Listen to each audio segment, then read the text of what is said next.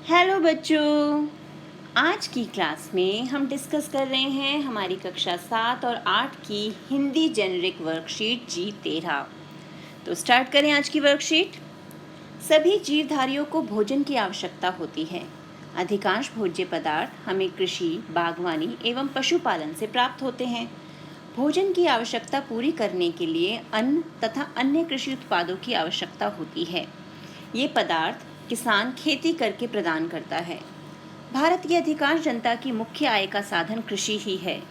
भारत में कृषि उत्पादन मानसून पर निर्भर करता है। हम सभी लोगों को किसान को सम्मान देना चाहिए और जहाँ तक हो सके उनकी सहायता करनी चाहिए।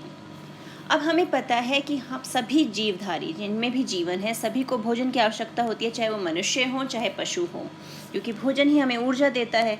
और ये भोजन जो है वो हमें कृषि से फल सब्जियों के रूप में मिल सकता है, पशुपालन करके अंडों के रूप में, मांस के रूप में प्राप्त होता है।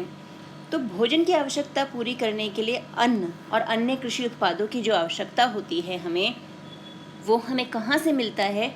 वो मिलता है जब किसान जो है खेती करता है, और किसान खेती करके बहुत मेहनत से इस अन्न को उगाता है। और भारत की अधिकांश जनता, लगभग 70% जनता जो है उसकी मुख्य आय यानी आय का साधन, कमाने का साधन कृषि ही है। मोस्टली लोग जो हैं अपनी आय के लिए खेती पर निर्भर करते हैं। तो और खेती जो है, कृषि उत्पादन जो है वो मानसून यानी वर्षा पर निर्भर करता है। वर्षा अच्छी होती है तो कृषि अच्छी होती है। वर्षा नहीं हुई या बाढ़ आ गई यानी सूखा पड़ा या बाढ़ आ गई और तो फसल खराब हो जाती है। तो किसानों की सारी मेहनत जो है वो भी व्यर्थ हो जाती है, खराब हो जाती है।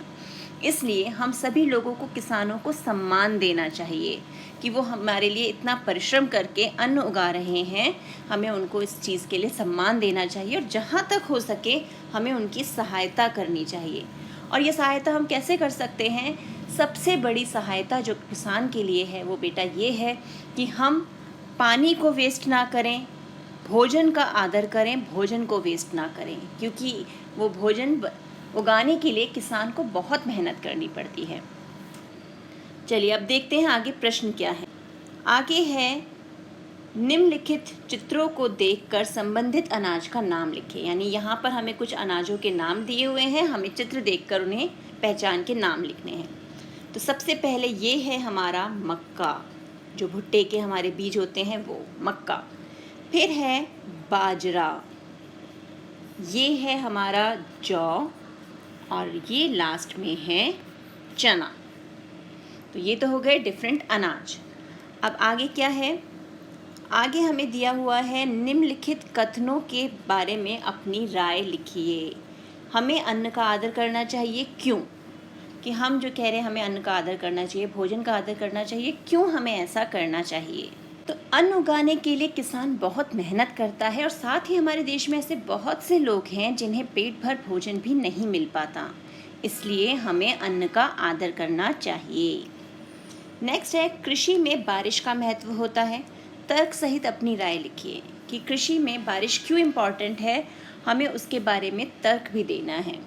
भारत में किसान अभी भी बहुत हद तक बारिश पर निर्भर हैं। अगर वर्षा में थोड़ी भी देरी या कमी हो जाती है तो उसका प्रभाव कृषि उपज पर पड़ता है। जैसे मैंने आपको बताया था, वर्षा कम हुई, देर से आई तो सूखा पड़ जाएगा, लेकिन अगर वही बहुत ज़्यादा हो गई तो भी फसल खराब हो सकती है। तो बहुत सारी हमारी सिंचाई की तकनीकों के बावजूद किसान अभी भी बहुत हद तक बारिश पर निर्भर हैं। अगला प्रश्न है, क्या हम शहरों में खेती कर सकते हैं? कैसे?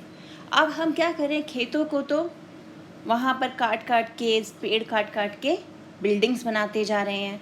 तो अब खेती के लिए जगह कहाँ मिलेगी? तो अब क्या हम शहरों में खेती कर सकते हैं? तो अब इसका उत्तर देखते हैं। हाँ, हम शहरों में भी नई तकनीकें और पद्धतियाँ अपनाकर खेती कर सकते हैं। जैसे घर के बाहर किसी छोटे बगीचे में, घर की छत पर, घर में वर्टिकल खेत बनाकर। अगर हमारे पास जगह नहीं है तो एक नई टेक्निक आई है जहाँ दीवारों पर खेती की जाती है, वर्टिकली खेत बना दिए जाते हैं। और एक दूसरी टेक्निक है बिना मिट्टी के होने वाली खेती की तकनीक अपनाकर, उसमें मिट्टी की आवश्यकता ही नहीं होती और खेती की जा सकती है। तो इन सब तकनीकों के द्वारा हम शहरों में भी खेती कर सकते हैं। तो ये है हमारी आज की वर्कशीट। इसे अच्छे से समझिए, हल कीजिए। मिलते हैं एक और वीडियो में। तब तक keep practising and keep enjoying.